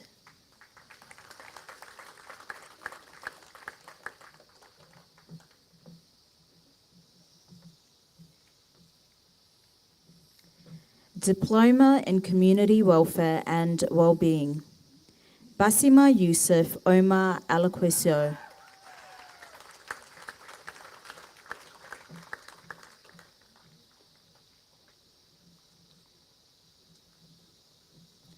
Amanda Davidson.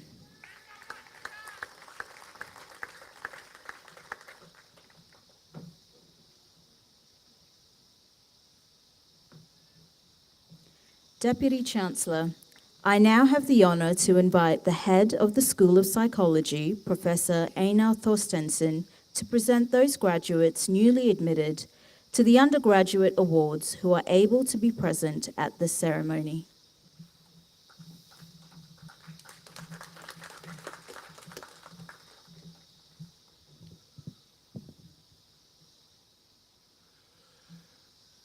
Deputy Chancellor, I now have the honour to present to you those graduates newly admitted to the degree of Bachelor from the School of Psychology,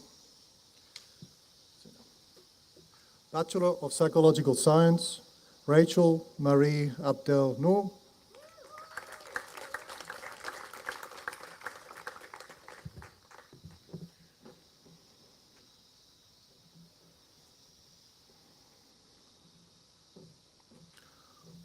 Gordana Agic.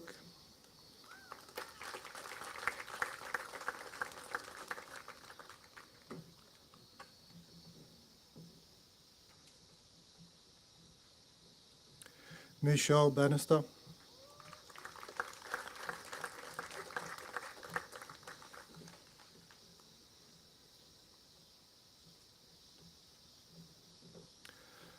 Cameron Lindsay Blank.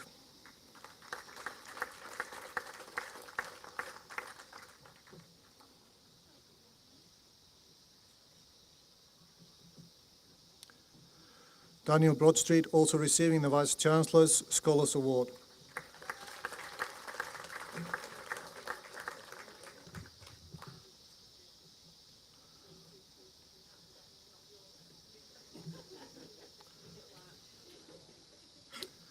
Catherine Jane Cameron.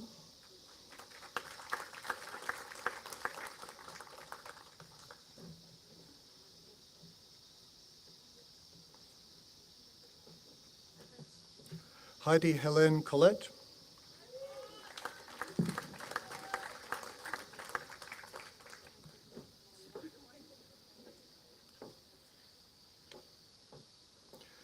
Jack Charles Doran.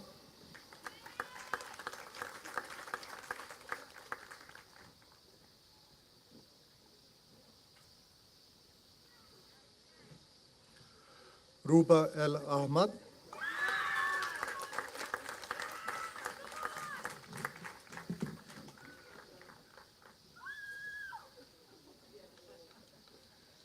Kiara Erin Fage,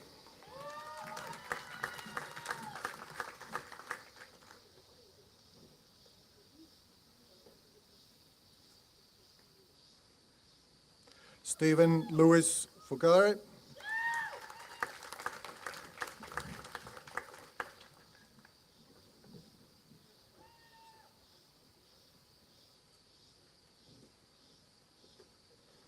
Michaela Marianne Harmon,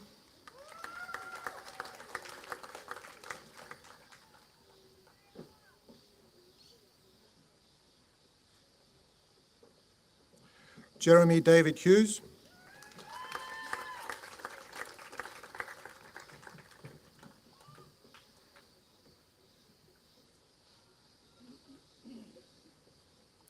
Emma Locke,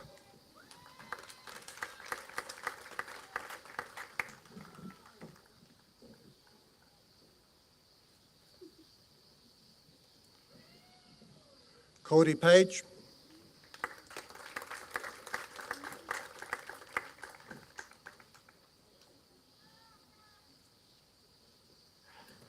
Georgia Ann Palmer,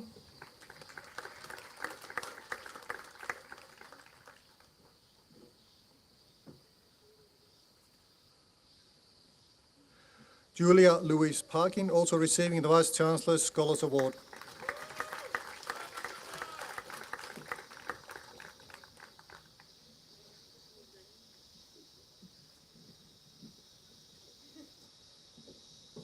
Sandhya Ramakrishnan, also receiving the Vice-Chancellor's Scholars Award.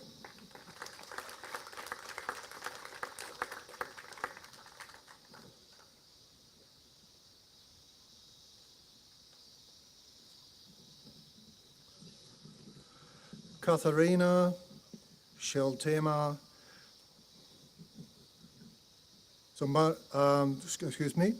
Marlene Katharina Sheltema.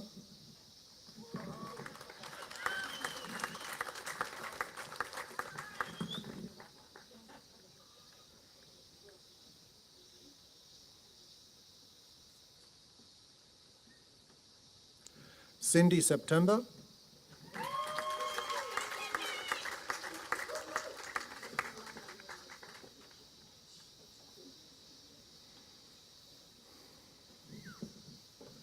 Diane Gloria Shaw.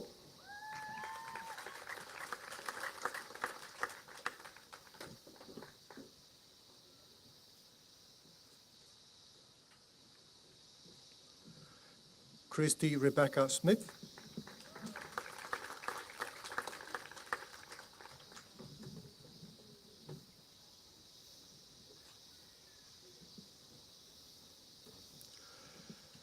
Yushin Sun, also receiving the Vice-Chancellor's Scholars Award.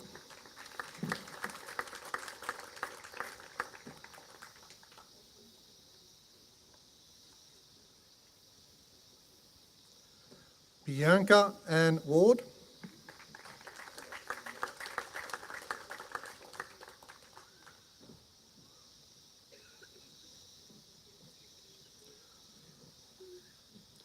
Lee Margaret Wood, also receiving the Vice-Chancellor's Scholars Award.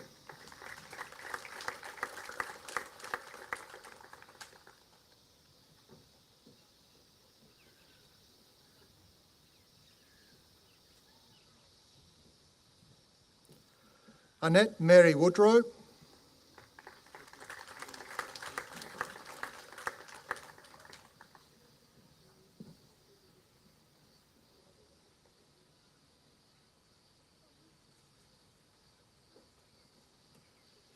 Sarah Ann Woods.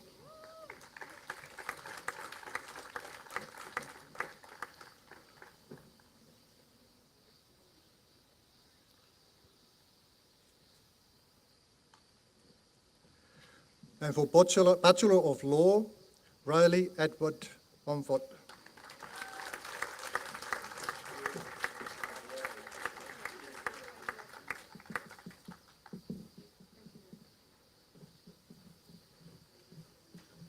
Deputy Chancellor, that concludes the presentation of awards from the Faculty of Medicine and Health to graduates who are able to be present at this ceremony.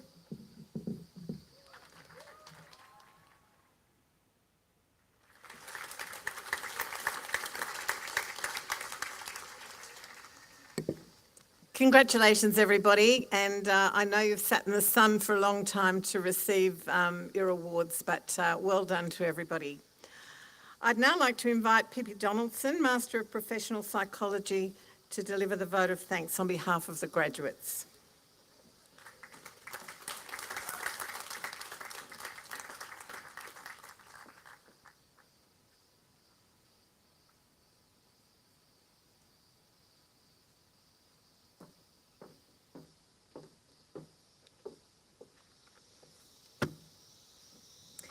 Deputy Chancellor, Vice-Chancellor, Council members, local elders, distinguished guests, academic staff, fellow graduates and friends.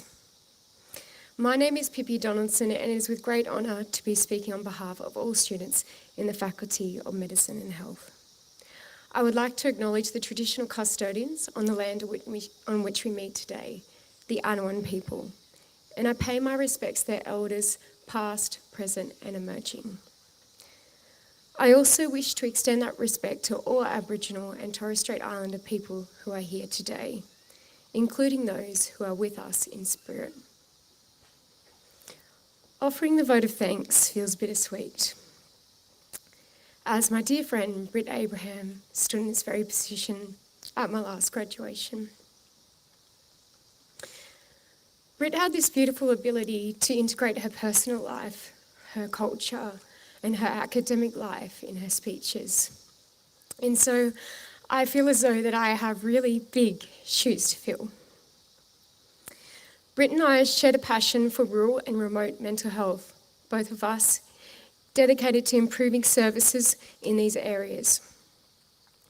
Britt was on her path to complete her PhD in this area, while I had chosen the route on ground working as a provisional psychologist in these areas. I remember when I had my first real client, Britt told me, "Pip, you're going to make a great psychologist, and Pip, you're going to make such a huge difference to the lives of many rural people." While we are all celebrating such a huge milestone here today, her words remind me that it's such a privilege to be providing healthcare services to some of our most vulnerable and some of our most under-resourced communities. In 2019, I began my studies after spending a gap year in the Northern Territory and the Western Australia. This is where I learnt how to change flat tyres on sandy country, how to roll cigarettes on horseback, and how to chase wild cattle. Growing up on a farm near Boggabri and being a countrywoman myself, I thought that UNE might be the right choice for me. Over the course of my studies, I have been fortunate to be an on-campus and an off-campus student, completing my undergraduate degree, my honours, and now my master's.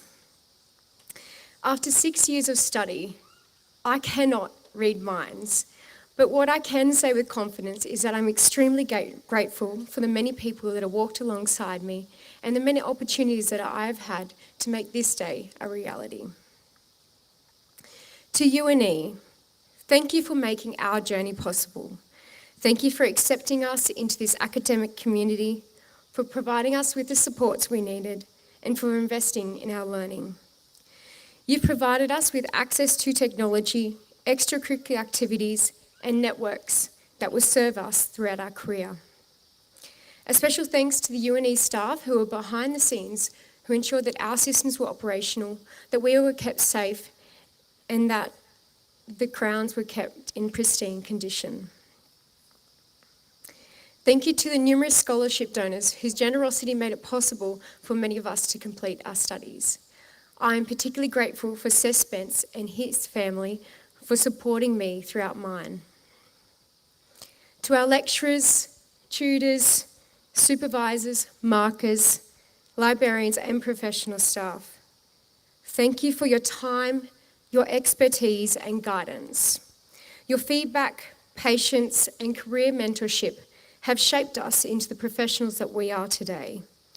And because of you, we walk into the next phase of our lives with confidence. To our employers, thank you for letting us pursue our studies and for being flexible when we navigated the work-life-study juggle. To our fellow graduates, thank you for being there. Whether it was a late-night study session or a listening ear during difficult times, you were there every step of the way. We have connected young and old, interstate, and from various walks of life. A special thanks to my fellow graduate, Brit, who stood by me through life, as well as the academic highs and lows. What I want to say, fellow graduates, is that we have a special person here that really got us here today, and really hold them close with you.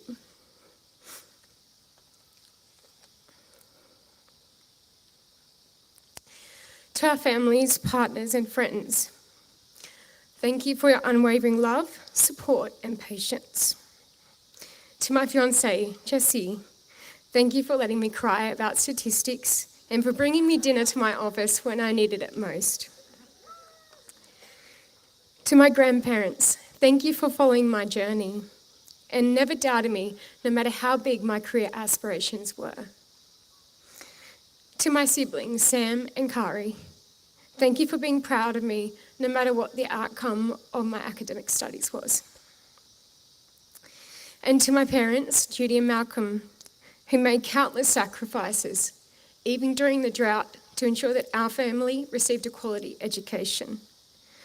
My sisters and I are blessed to have you, and we're so lucky to have you in our life. Finally, as this chapter comes to an end for all of us, I want to wish everyone the very best on their future endeavours. As we step into this world, I leave you with the wise words of Dr. Britney Abraham, who reminds us to be grateful for the gift that life is. We are all visitors to this time, this place, and we are just passing through. Our purpose here is to observe, to learn, to grow, to love, and then we return home. Thank you.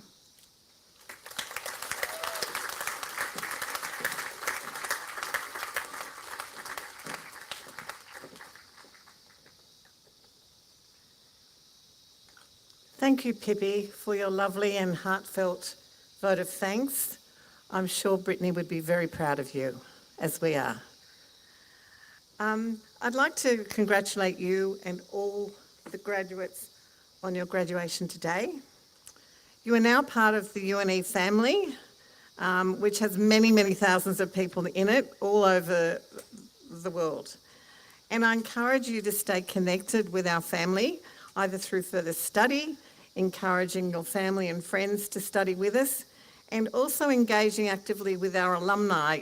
We keep communication with you through newsletters, and we also have activities and events in different parts of Australia and elsewhere. So if you would like to stay involved, we do have an alumni tent at the back where you can register and stay connected. And I strongly encourage you to do that. I'd like to thank you all for your attendance today, and I'd particularly like to thank the UNE staff who've gone to so much trouble to make today such a success. And I really applaud the work that and thinking that they've put into today's ceremony. I hope you all continue to enjoy the wonderful atmosphere which graduation creates, and that you will take advantage of the various hospitality and entertainment options available today, and also some shade. Thank you for joining us to celebrate here, and I now declare the ceremony closed and ask the congregation to please stand for the academic anthem Gaudeamus Igitur, and after the anthem, the newly admitted graduates are invited to follow the procession out. Please stand. Thank you.